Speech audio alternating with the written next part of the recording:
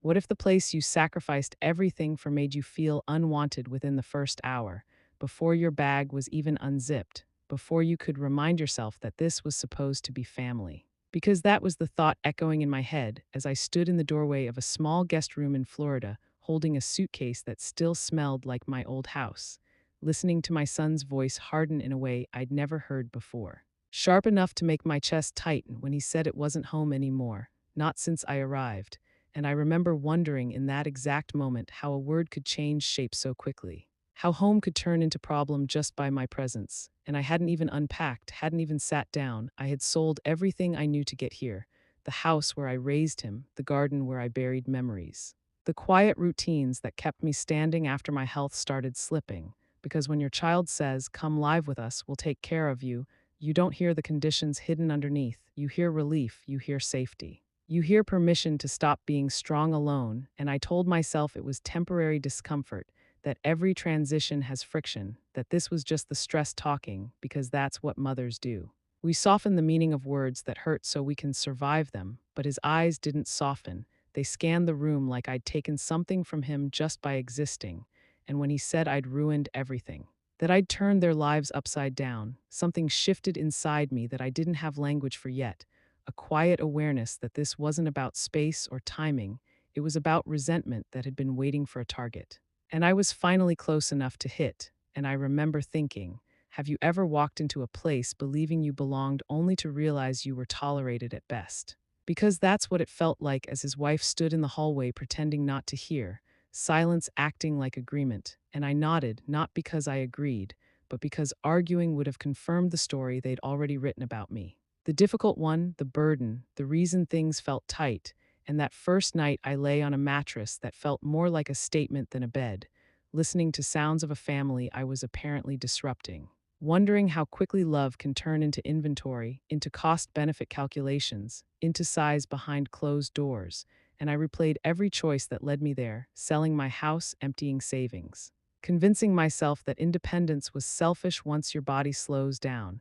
And isn't it strange how we teach women to prepare for old age by disappearing quietly, by not needing too much, by being grateful for scraps of belonging, and the next morning confirmed what my heart already suspected, because no one said good morning, no one asked if I slept well, the coffee was brewed for everyone except me. The table set with just enough space to prove I was extra, and those moments are never loud. They don't announce themselves, they accumulate, they whisper, "You are in the way." And I told myself again that this was just adjustment. That love would settle back in once routines formed, but every hour chipped away at that belief. Every unspoken rule, every reminder of what not to touch, where not to sit, how not to exist too loudly. And I started to feel like a guest who overstayed before she even arrived, like a favor that had already expired. And here's the question that kept looping in my head. Have you ever given everything to people who only see what you cost them, not what you gave? Because I realized something unsettling in those early hours, something I'd been avoiding for years, that love offered with conditions isn't safety. It's leverage, and I didn't know it yet, but the accusation that broke me that first day wasn't the worst thing waiting for me, because while I was busy trying not to be a problem, trying to fold myself smaller, something else was already moving in the background, something done in my name, without my knowledge, something that would force me to stop explaining myself and start paying attention. And as I lay there staring at the ceiling fan spinning circles of doubt above me, I had no idea that a single phone call, one ordinary ring, would soon expose just how far this betrayal had already gone. Have you ever been somewhere long enough to realize no one was going to tell you outright that you didn't belong, because they didn't need to? The silence did the job for them.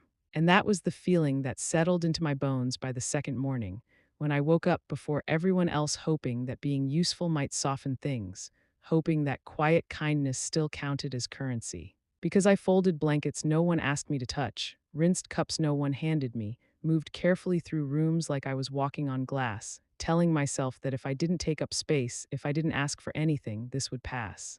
Because surely families don't mean to make you feel invisible, right? Surely this was just stress, just money worries, just the adjustment period they warned me about. But invisibility doesn't arrive all at once. It builds itself through tiny exclusions, through coffee made without an extra cup, through conversations that pause when you enter. through instructions disguised as politeness like, it's just easier if you use the downstairs bathroom, or we usually eat earlier.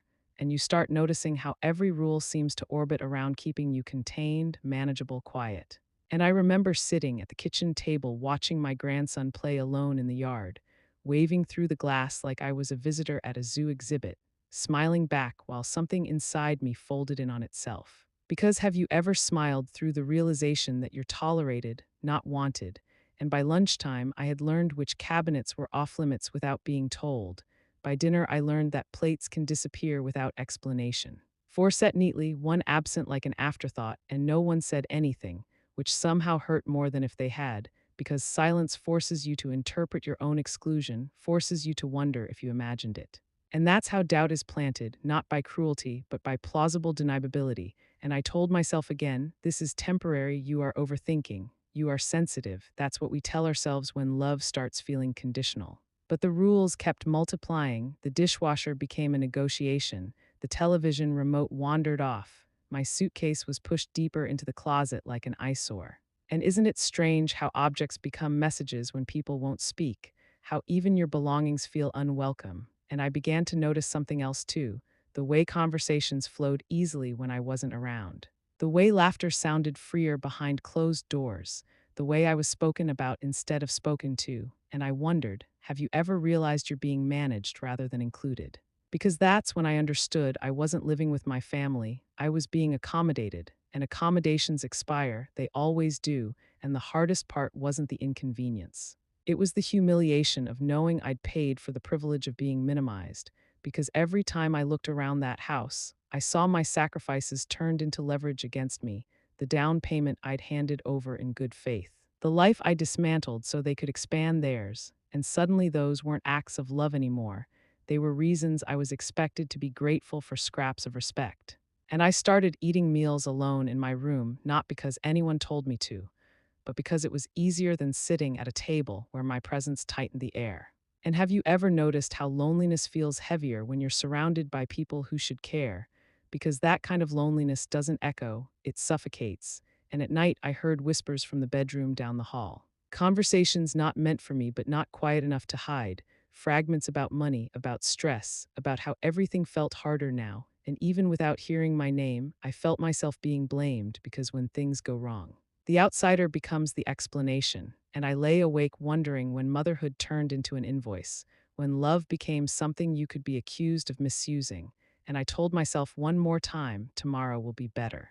Tomorrow they'll see I'm trying, tomorrow this tension will ease, because hope is stubborn like that, it keeps showing up even when evidence tells it not to, but the third day erased whatever doubt I had left. Because my access to the kitchen quietly disappeared, meals were streamlined, routines simplified, and I found myself eating cereal from a plastic bowl like a child being kept out of the way. And no one looked me in the eye when it happened, which is how you know it's intentional. And here's the part no one warns you about, how quickly dignity erodes when you're treated like a problem to be managed instead of a person to be respected. How you start shrinking your voice before anyone asks you to, how you apologize for existing. And I realized then that this wasn't about adjustment or misunderstanding. This was about control, about reminding me of my place. And that place was smaller than I'd ever allowed myself to imagine. And the question that haunted me wasn't why they were doing this, it was why I had let it go this far, why I had convinced myself that love meant endurance. That motherhood meant absorbing blame quietly, and I didn't know it yet, but that awareness was the beginning of something dangerous, because once you see the pattern clearly, you can't unsee it. And that night, as I sat on the edge of the bed staring at my phone, I had no idea that a single unexpected call, a voice that had nothing to do with family, was about to confirm what my instincts were already whispering. That this wasn't just emotional neglect, something far more deliberate had already happened. And when the phone finally rang the next morning, it didn't just interrupt my routine, it cracked the story wide open. What would you do if a stranger's calm voice on the phone shattered the last excuse you were still clinging to? Because that's exactly what happened when my phone rang late that morning, an unfamiliar number. And for a moment, I almost let it go to voicemail, thinking it was another reminder or sales call, but something told me to answer, and the woman on the other end spoke politely, professionally. The way people do when they're about to say something they assume you already know. and she asked me to confirm my name, my address, my date of birth, details no one should ever know unless I'd given them permission. And I remember standing there in the laundry room holding a towel mid-fold. As she explained, she was calling from the bank to verify a home equity loan application submitted under my name.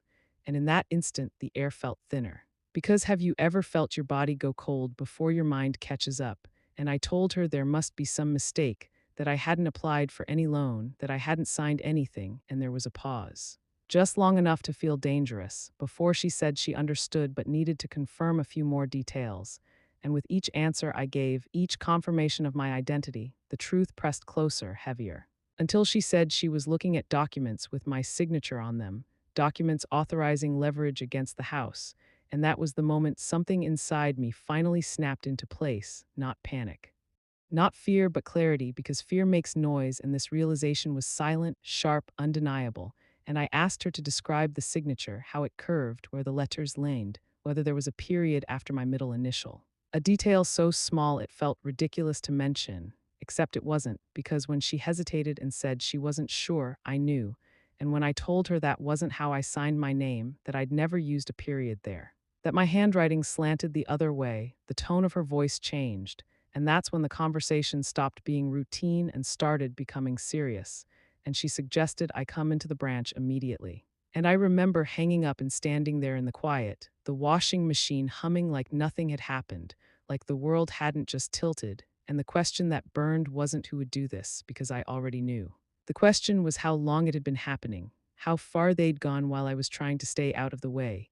And by noon, I was sitting in a small office with cold air blowing too hard, staring at copies of paperwork laid out neatly in front of me, my name typed cleanly at the top, my social security number correct, my address accurate, and a signature that looked convincing at a glance but fell apart the longer you studied it.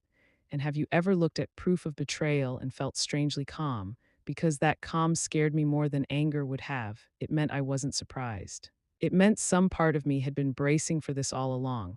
And as the bank representative explained what forgery meant, what identity misuse meant, what steps could be taken, I nodded, not because I was overwhelmed, but because everything finally made sense. The sudden tension, the pressure, the way I was being framed as the problem. Because if you're planning to use someone, you have to dehumanize them first. You have to reduce them to an obstacle or a resource, not a person who might push back.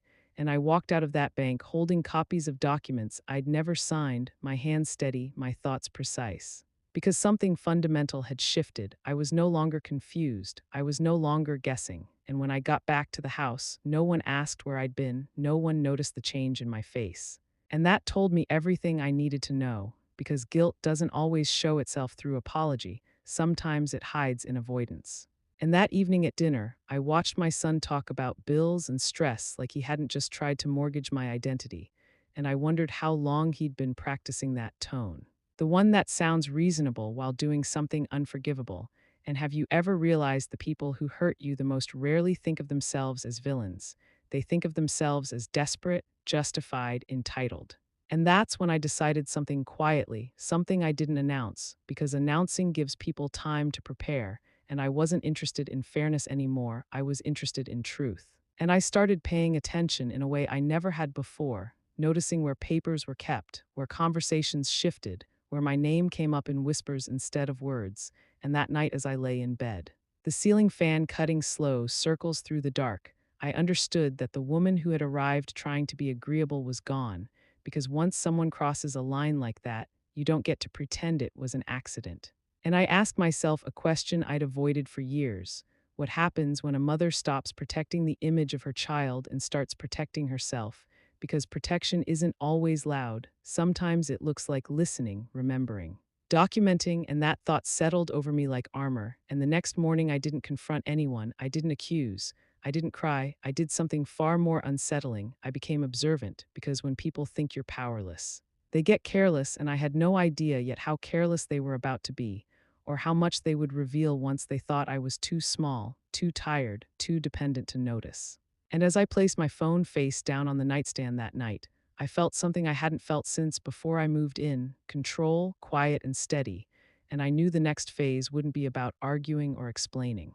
It would be about waiting, because sometimes the most dangerous thing you can do is let people keep talking while you finally start listening, and what I heard next would remove any remaining doubt about who they'd become. What if the moment you stopped defending yourself was the moment you finally took your power back? Because that's what happened when I realized there was nothing left to explain, no misunderstanding to clear up, no version of the truth that would make them suddenly see me as human again. And instead of confronting them about the bank documents, instead of demanding answers that would only invite lies, I chose silence. Not the kind that collapses inward, but the kind that sharpens your senses. Because have you ever noticed how people reveal the most when they think you've given up, when they assume you're too tired or too dependent to matter? And I started noticing everything, the way voices dropped when I walked past, the way my name was used like shorthand for inconvenience, the way frustration that had nothing to do with me still found its way back to me. And I began keeping my phone closed, not to call anyone, but to listen, because once you stop needing approval, you can afford to be patient, and patience is unsettling to people who rely on your compliance. And the first recording happened almost by accident, a voice captured while I sat quietly pretending to read, my son on the phone in the other room, speaking with the casual confidence of someone who believed he'd already gotten away with something, talking about paperwork, about using my name again, about how I wouldn't notice because I never checked my accounts. And do you know what it feels like to hear your own child describe you as incapable while standing 10 feet away?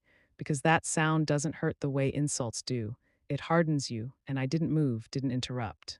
Just let the words fall where they would, because people who think you're powerless never guard their mouths.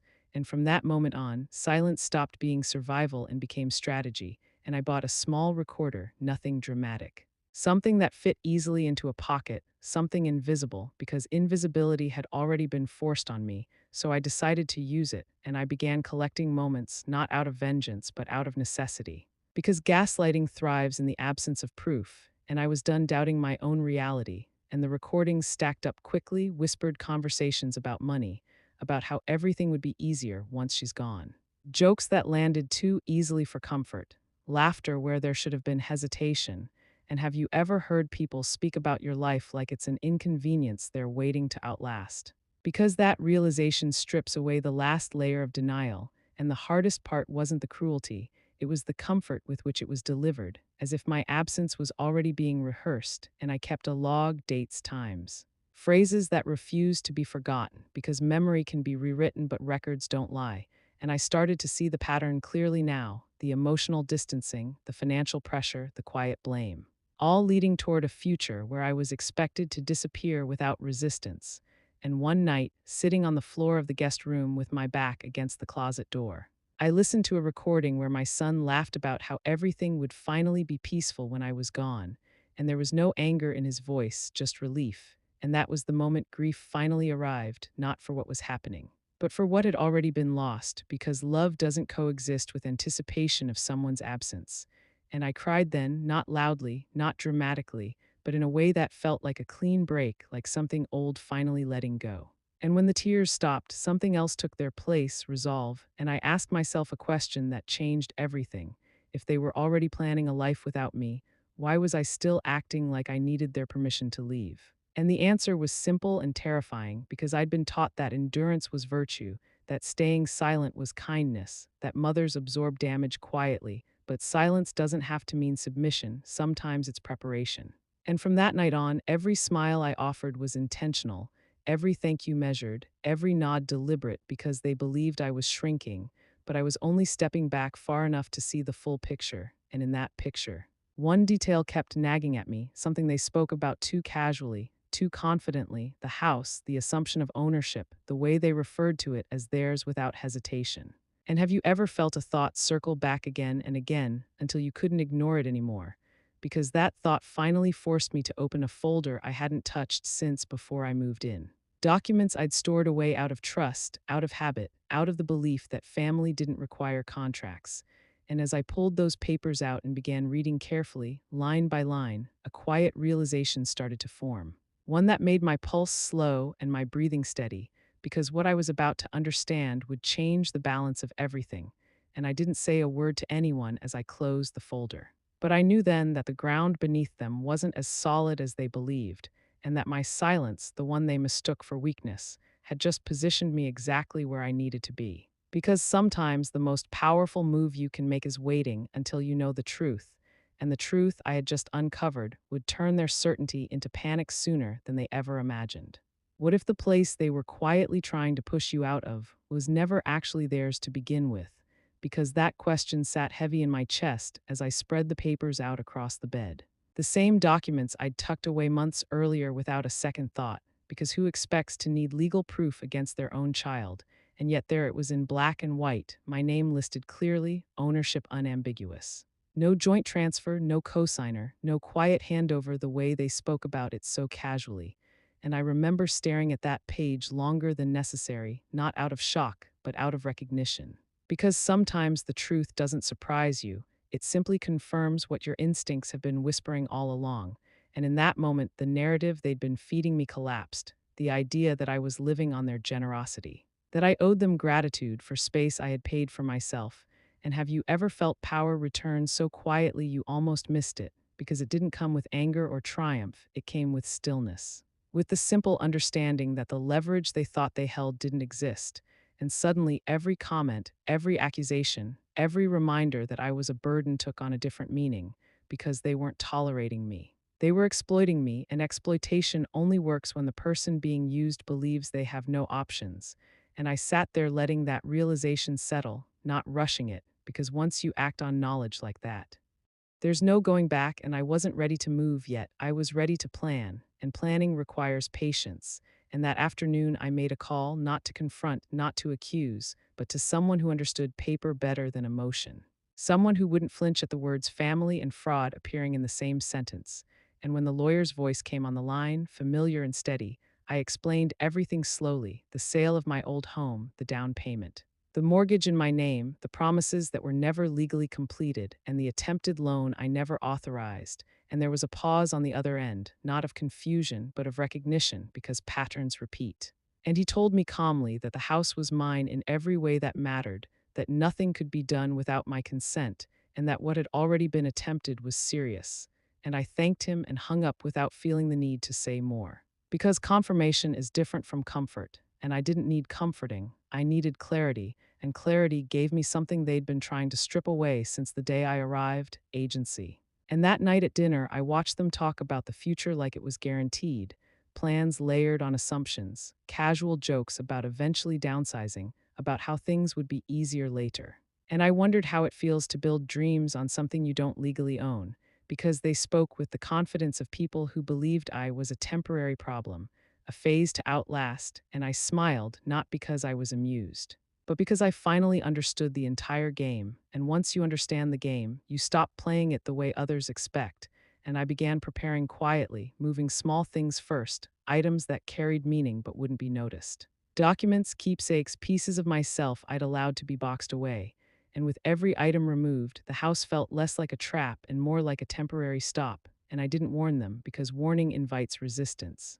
And resistance would have forced confrontation, and confrontation would have given them time, and time was the one thing I wasn't willing to give back. And have you ever noticed how people who think they're in control get careless? How they don't secure what they should, don't question what they assume is settled, because entitlement breeds blindness, and they were blind to what was happening right under their roof, blind to the fact that the balance had already shifted. And I stayed polite, stayed agreeable, stayed exactly as they expected, because the most effective exits are the ones no one sees coming. And while they were busy managing me, I was dismantling the illusion they'd built around themselves. Piece by piece, and the more I prepared, the clearer the ending became, because I wasn't planning to argue for respect anymore. I was planning to remove myself entirely. And there's a difference between leaving in defeat and leaving with intention. And I chose intention, and by the time the last detail was in place, by the time every paper was copied and secured, every call documented, every option mapped, I felt something I hadn't felt since before I arrived: certainty. And I knew the moment would come when I would walk out without asking, without explaining, without begging for understanding.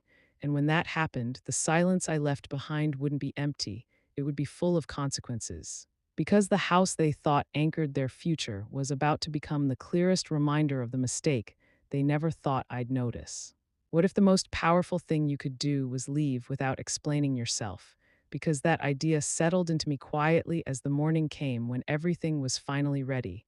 not with drama or confrontation, but with the kind of calm that only comes after a decision has already been made. And I woke before anyone else, listening to the house breathe the way it always had, familiar and indifferent. And I moved through it one last time without resentment, because resentment ties you to a place longer than love ever does. And I packed only what mattered, not the furniture, not the objects meant to stay, but the pieces of my life that had never belonged to them in the first place. Documents, photographs, small heirlooms, the parts of myself I had slowly been reclaiming. And have you ever noticed how light you feel once you stop asking permission? Because that was the feeling that carried me as the car arrived quietly. No neighbors watching, no doors slamming, just efficiency, and I didn't say goodbye. Not because I was angry, but because goodbye implies negotiation, and I was done negotiating my dignity. And instead, I left something behind, a box placed carefully where it would be impossible to miss, not as a threat, not as revenge, but as truth, because truth doesn't need volume, it just needs to be undeniable. And inside that box were the things they had assumed I'd never protect, copies of the deed with my name clearly printed, the withdrawal of any promise to transfer ownership, the report documenting the forged application, and a simple letter stating what they had taken for granted, that the house was not theirs, never had been. And that my departure did not change that fact, and I imagined the moment they would find it, the confusion, the disbelief, the sudden realization that the ground beneath them was not as solid as they'd believed. And I felt no joy in that image, only closure, because closure doesn't always feel like relief. Sometimes it feels like the absence of tension, and by the time they returned home, I was already gone.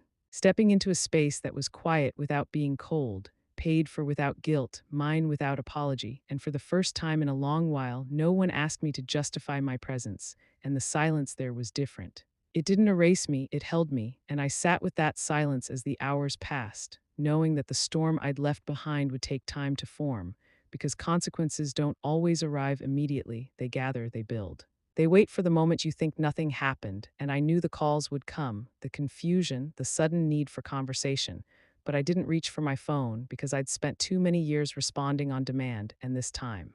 I let them feel the space I'd occupied, the work I'd done quietly, the resources they'd relied on without acknowledgement, and that space would speak louder than any argument ever could. And I asked myself a question I'd never allowed before: what does a life look like when you choose yourself without resentment, without apology, without fear?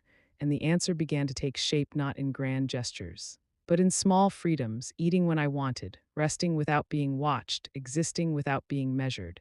And as night fell and my phone remained still, I understood that the story wasn't over yet. Because people who lose access rarely accept it quietly, and the absence they'd dismissed for so long was about to make itself known. And I knew that when it did, when the silence finally broke, it wouldn't come as a conversation. It would come as desperation, and the first missed call would be easy to ignore, the second harder, but the third would mark the moment they realized I wasn't coming back. And when that realization fully settled in, the sound of regret would be impossible to silence, because when you treat someone as replaceable long enough, you forget to plan for the day they stop being available, and that day had finally arrived. And I didn't need to witness the aftermath to know it was coming, because 7 days of quiet can teach people lessons years of arguing never will, and the calm I felt that night wasn't an ending. It was the pause before everything they'd taken for granted began to unravel. What does regret sound like when it finally realizes it has no audience? Because that's the question I asked myself when my phone lit up for the first time after days of silence. A single missed call at first, easy to ignore, almost expected, and I remember looking at the screen without feeling the familiar pull to respond, because something had changed, not around me, but inside me. And by the end of that first day, there were a handful more calls, unanswered, unreturned, each one saying more through absence than words ever could. And have you ever noticed how silence becomes unbearable to people who relied on your availability? Because by the second day, the calls multiplied, different numbers, messages that stopped just short of apology. And by the third morning, my screen read 99 plus missed calls, the kind of number that used to mean emergency, but now only confirmed what I already knew. That control feels like love to people who have never had to earn it, and I didn't feel powerful looking at that screen. I felt calm, because calm is what remains once fear leaves, and fear had been the last thing keeping me tethered. And eventually, I listened to one voicemail, not because I owed them that, but because I wanted to hear the shift, my son's voice cracking at the edges, words tripping over themselves, stress masquerading as remorse, saying he hadn't meant it. That things got out of hand, that they were just overwhelmed, and isn't it strange how explanations only arrive once consequences do? Because he wasn't apologizing for what he'd said or done, he was apologizing for losing access. And that distinction matters, and I didn't respond right away, because timing matters too. And when I finally did, it wasn't with anger or accusation, it was with a single message paired with something he couldn't argue with. A recording of his own words, spoken casually, cruelly, without awareness, followed by one sentence that said everything I needed it to say, that he was once the child I loved deeply. But the man he had become was not someone I recognized, and I muted the thread after that, not out of spite, but because closure doesn't require continued conversation, and the fallout unfolded without me watching. Legal letters sent, investigations opened, assumptions challenged, and I learned through other channels that the plans they'd built on my silence collapsed quickly, because systems that rely on exploitation don't survive scrutiny. And for the first time, I wasn't the one cleaning up messes that weren't mine, and I settled into a life that didn't require justification, mornings that began without tension, days that moved at my pace. Evenings filled with quiet instead of vigilance, and here's what surprised me most: the absence of guilt, because guilt thrives when you believe your worth is tied to endurance, and once you untangle that belief, guilt loses its grip.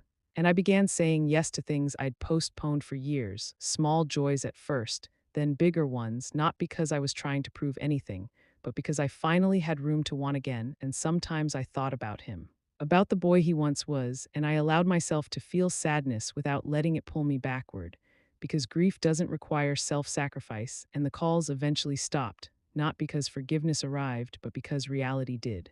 And reality is harder to argue with than a mother's patience. And the last thing I learned through all of this, the truth that reshaped how I see everything now, is that love offered without respect becomes a debt you're expected to keep paying.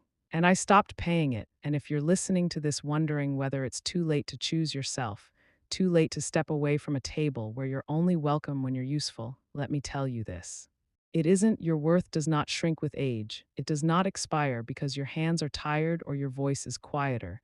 And dignity doesn't ask permission, it claims space. And when you finally stop filling roles that cost you your peace, the silence that follows isn't emptiness, it's freedom, and that freedom doesn't announce itself loudly. It settles in gently, like knowing you'll never again mistake obligation for love. And the strongest rehook of all, the truth most people don't expect, is this: the moment you stop answering the calls that drain you is the moment your life finally starts calling you back.